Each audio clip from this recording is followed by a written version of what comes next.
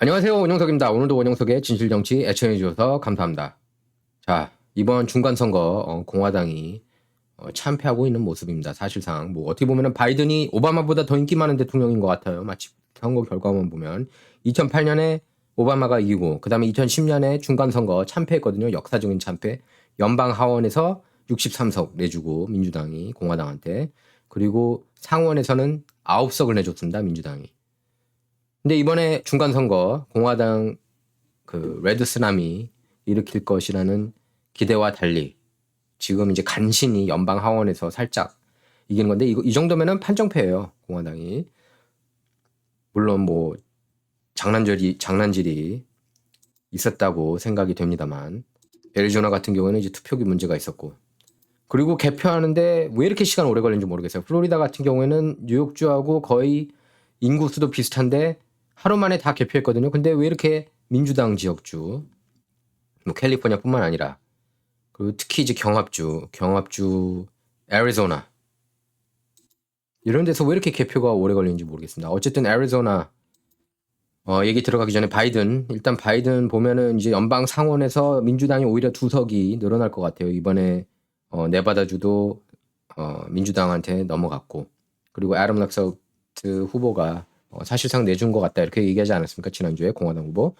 그리고 조지아주 결선에서도 원옥이 herschel walker 상대로 이길 가능성이 높다고 봅니다. 그래서 이제 민주당 상원이 이제 52석. 그리고 연방 하원에서도 공화당이 간신히 이길 것 같습니다. 한 220석 정도 추정하고 있어요. 근데 민주당에서 또 기대 이상으로 우편 투표 개표할 때마다 민주당한테 유리하게 가는 걸 보면은 민주당이 아직도 다수당 가능성이 있다, 그렇게 할 수 있겠습니다. 만약에 민주당이 이제 하원 다수당을 차지한다면은 뭐 그럴 가능성은 지금 일단은 적어 보이지만, 그건 거의 역사적인 승리예요, 바이든한테는. 그래서 어쨌든 바이든이 이번에 탄력을 받아서 2024년 재선에 도전할 것으로 보여집니다. 그건 어떻게 보면 공화당한테 득이 될 수도 있어요.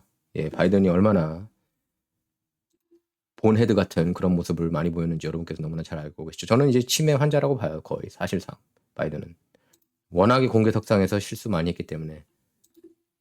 근데 중간선거 열리고 그 다음 날에는 이제 업돼서인지 그날 따라서는 또 기자회견 오래 하고 얘기도 좀 잘 하더라고요, 평소보다.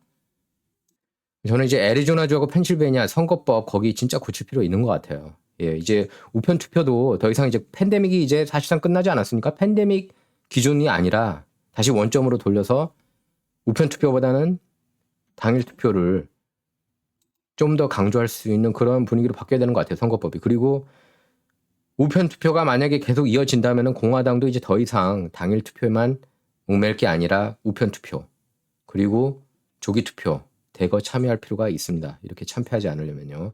자, 애리조나 주지사 유력 후보라고 그랬는데 캐리 레이크 토론을 피했잖아요. 캐리 합스, 그 민주당 총무처 장관이 계속 피해 다녔습니다. 총무처 장관 그러니까 캐리 합스가 애리조나 선거를 관리하는 사람이에요. 이런 사람하고 지금 주지사직 놓고 맞붙은 겁니다. 캐리 레이크가 이제 친트럼프하고요. 대단히 이제 훌륭한 후보라고 저는 생각합니다. 원래 앵커 출신이고. 그런데 당연히 이길 거라고 생각했는데 지금 사실 이 후보도 그렇고 메멧 아즈도 당연히 이길 거라고 생각했거든요. 펜실베니아에서. 근데 펜실베니아 같은 경우는 이제 뭐 8월부터 우편 투표를 해서 뭐 졌다고 하더라도 애리조나에서 캐리 레이크는 정말 당선될 거라고 생각했습니다. 근데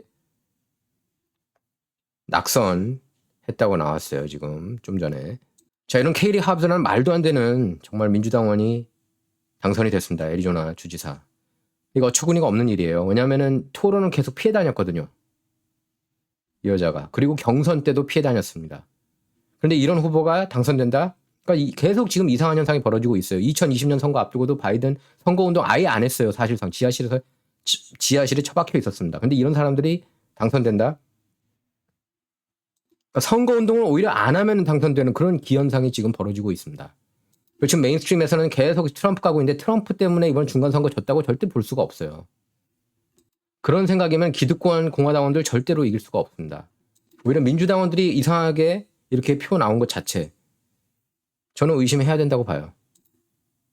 애리조나주 같은 경우에는 투표용지 잉크가 없어가지고 유권자들한테 못 주는 이런 어처구니 상황도 벌어지지 않았습니까? 자, 그래서 찰리 크럭 같은 경우에는 이렇게 글을 올렸어요. 2-hour wait minimum at most polling places in Maricopa. Maricopa 카운티 제일 크지 않습니까? 애리조나에서. 근데 최소 2시간 기다렸대요. Democrats running elections here knew this would happen. 민주당원들은 이렇게 될 걸 분명히 알고 있었다. 특히 케이리 합스가 총무처 장관 선거 관리하는 사람이라고 그러지 않았습니까? Traffic jam by design. 이거는 교통체증 일부러 이렇게 한 거다. Don't let them do 2020 again. 2020년 대선과 같은 상황이 다시 발생하지 않도록 해야 된다. 여러분께서 기억하시겠지만 트럼프가 압도적으로 이기고 있었습니다. 경합주 미시건, 위스콘신 기억하실 거예요. 2020년. 그런데 갑자기 개표 중단하지 않았습니까? 그 이유는 여러분께서 잘 아실 겁니다. 어떻게 됐는지. 드러지 리포트 같은 경우에도 원래는 보수 언론인데 이제 안티 트럼프 선을 탔어요. 드러지 리포트 같은 경우에. 그래서 지금 캐리 레이크가 안 됐다고 이렇게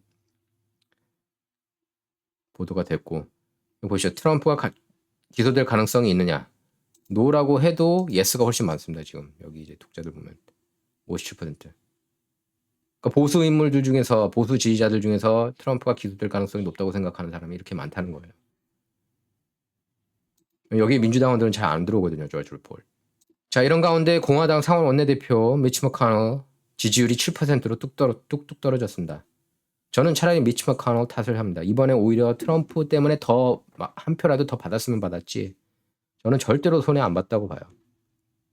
그러니까 메인스트림이 까는 내러티브입니다. 여태까지 그렇게 가짜뉴스 퍼뜨리는 러시아 내통 스캔들 조작해가지고 거기 가담한 그런 악마 같은 언론들인데, 예? 존 특검 수사통에서도 다 드러난 거 아닙니까? 예. 그런데 이제 와서 트럼프 내러티브 맞다? 트럼프 때문에 졌다? 이건 말이 안 되는 거죠. 거기에 말리면 안 돼. 오늘 AM 라디오, 타크 라디오 같은 경우에는 여전히 트럼프 지지한다는 사람이 더 많습니다. 근데 가장 좋은 시나리오, 공화당한테 좋은 시나리오는 2024년에 트럼프가 이기고 2028년에 이제 론 디샌티스가 이어서 대통령으로 당선되는 걸 원하는 건데, 글쎄 모르겠어요. 이대로면은 계속 민주당이 이길 것 같아요. 지금 애리조나하고 펜실베니아, 조지아 요 세 개 주 놓치면은 못 이겨요. 자, 그리고 민주당 실세, 조지 소로스가 이번 중간 선거에 가장 많은 돈을 투입했다고 합니다. 2022년 중간 선거에서 정치 자금을 가장 많이 기부한 인물은 억만장자 투자자. 거의 악마 같은 존재라고 저는 봐요. 92세, 올해 92세인 조지 소로스로 나타났습니다. 뭐 놀라울 일이 아니죠. 조지 소로스가 뭐 민주당이 실세고, 오바마도 대선 출마하기 전에 한 달 전에 킹메이커니까 그 반지에 키스했고. 자, 정치 자금 추적 사이트 오픈 시크릿이 이제 올 중간 선거 정치 기부금을 추적해서 개인 투자자 상위 100위를 공개한 결과 헤지 펀드 창업자 퀀텀 펀드죠. 거기 창업했고, 뭐 영국 파운드도 시체말로 박살냈던 그런 악명 높은 인물이고, 뭐 한국의 이제 IMF에도 어느 정도 결정적인 영향을 미쳤다는 얘기도 많이 있었죠. 억만장자 조지 소로스가 1위를 차지했습니다. 조지 소로스는 민주당에 1억 2,848만 5,971달러를 기부했습니다. 각 후보한테 뭐 후원하고 뭐 민주당 어젠다 푸시하는 그런 기부금까지 다 합친 거예요. 두 번째로 큰 규모를 투입한 개인 기부자는 공화당을 지지하는 물품 배송 판매 업체 유라인 운영자 리처드 일라인이었습니다. 일라인은 8,070만 달러를 기부했어요. 3위에서 5위 모두 공화당 지지자인데, 시타델 헤지펀드 최고 경영자인 케네스 그리핀, 투자자 제프리 야스, 기업가 티모티 멜런 이렇게 있습니다. 근데 가장 많은 돈을 기부한 인물은 조지 소로스예요. 딱 나왔죠? The top donor so far is George Soros. 조금 전에 떴는데요. 오렌지 카운티 미셸 스틸 연방 하원 의원이 현역 의원이 제이 첸, 그러니까 제 캘리포니아 연방 하원 45지구입니다. 제이 첸, 대만계 제이 첸 후보를 따돌리고 승리했습니다. 그래서 재선에 성공했습니다. 이로써 미셸 스틸 연방 하원 의원, 그리고 영김 연방 하원 의원 재선에 성공했고요. 40지구에 출마해서. 그리고 거기가 이제 그 트럼프가 인기 많은 지역입니다. 그리고 뉴저지에서는 민주당원 앤디 김 연방 하원 의원이 뉴저지 3지구에서 재선에 성공했고요. 3선에 성공했습니다. 그래서 그 3선에 성공한 것도 26년 만이에요. 김창준 의원 이후로, 공화당 소속의 김창준 의원, 다이아몬드바 쪽이었죠. 그리고 메릴린 스트링랜드 역시 재선에 성공했습니다. 그러니까 현역 의원들이 다 성공한 거예요. 자, 이렇게 세 분이 나란히 재선 성공했고요. 그리고 앤디 김이 3선에 성공했습니다. 자, 그리고 연방 하원 공화당이 장악을 해도 낸시 펠로시가 정계 은퇴 안 한다고 그래요. 그래서 민주당 하원 원내대표 노린다고 그런다. 참 노욕이 대단합니다. 80대인데. 자, 그래서 트럼프가 이제 내일 대선 출마 할 것 같습니다. 뭐 중대 발표라고 그랬는데 뭐 그 내용밖에 더 있겠습니까? 저는 그런 것 같아요. 뭐 트럼프가 출마하든 론 디샌티스가 출마하든 어차피 정책은 거의 100% 싱크로율 100% 똑같다고 할 수가 있겠고 트럼프가 아니었으면은 론 디샌티스 못 이겼고 그렇습니다. 그래서 어쨌든 트럼프는 여러모로 공화당한테 큰 자산이에요. 지금 메인스트림 미디어에서는 거꾸로 지금 하는 이유가 뭐겠습니까? 트럼프를 두려워하고 있기 때문이에요. 어쨌든 엄청나게 인기 많고 공화당은 오늘도 저기 그 제니퍼 호언이라는 농객이 얘기했는데 자기 인생에서 최고의 대통령이었다. 그런 얘기를 했습니다. 저도 마찬가지예요. 그런 생각을 갖고 있고 트럼프는 공화당 자산이기 때문에 그 공화당 라이노들이 뭐라고 해도 거기에 넘어가면 안 됩니다. 그러니까 지금 메인스트림 쪽으로 많이 이렇게 속아 넘어가고 있어요. 어떻게든 트럼프를 그쪽에서는 해치우고 싶어 하거든요. 하지만 지금 현재 이 시점에서는 트럼프가 2024년 대선 후보로 저는 지명될 가능성이 아직 더 높다고 봐요. 론 디샌티스 지금 가장 최근 여론조사에서 디샌티스 지지율이 더 높다고 하지만 저는 둘 다 훌륭하기 때문에 누가 더 낫다, 누가 더 아니다 이렇게 얘기하고 싶지는 않습니다. 자, 그리고 이것도 어처구니 없는 얘기인데요. 뉴햄프셔주 지역 미인 대회에서 올해 우승자로 트랜스젠더 여성이 꼽혔습니다. 지난 6일 열린 미스 그레이터 데리 장학금 미인 대회에서 트랜스젠더인 올해 19살 브라이언 위엔이 우승자로 선정됐습니다.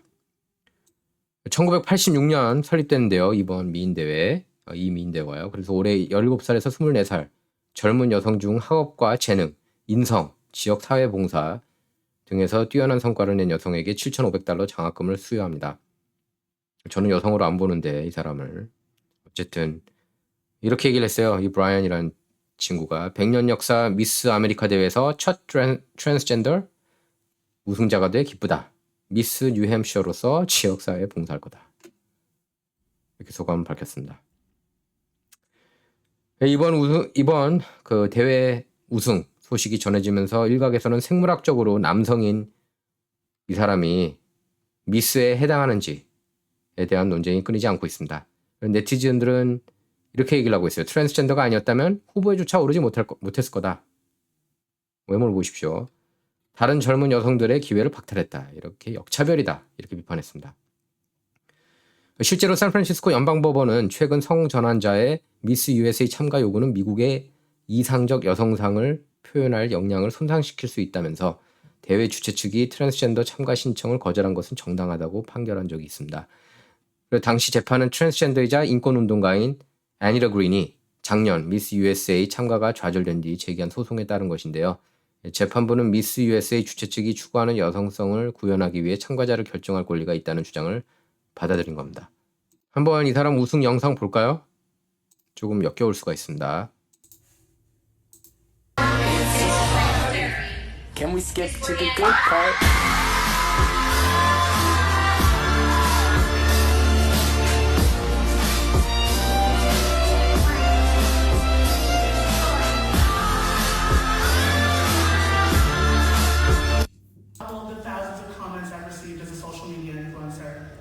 Maybe you should buy a house with a salad bar. Kim Jong-un, if he was even fatter than found in his clothes. And simply, gross. These words used to send me into a deep depression, but what got me out was seeing role models on social media living their most authentic lives without a care for negativity. So being a queen is not about being perfect. It's about making one small change a day to benefit yourself and your goals, whatever they may be. And so whether or not I walk off this stage with a sash over my chest, I can be proud of myself, knowing that I woke up and decided to thrive instead of just being alive. Can we skip to the good part? 저는 그겁니다. 트랜스젠더 인권을 옹호하는 거는 그렇다고 하더라도 본인들이 그렇게 느낀다는데 그런데 이런 미인 대회까지 저렇게 푸시한다 어젠다를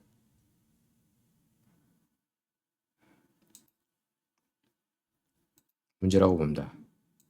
그리고 좋은 소식으로 이번 뉴스 마치도록 하겠습니다. 뉴욕 연방하원 22주 공화당 후보 브랜든 윌리엄스가 민주당원 프란시스 커노를 좀 전에 이겼다는 소식입니다. 50.75% 득표율을 기록하면서 브랜든 윌리엄스 공화당 후보가 이겼습니다. 자, 원석의 진정은 좌와 우를 말하는 시간이 아니다. 옳고 그름을 논하는 시간이다. 이번 시간은 여기서 마치도록 하겠습니다. 예, Not about left or right, all about right or wrong입니다. 감사합니다.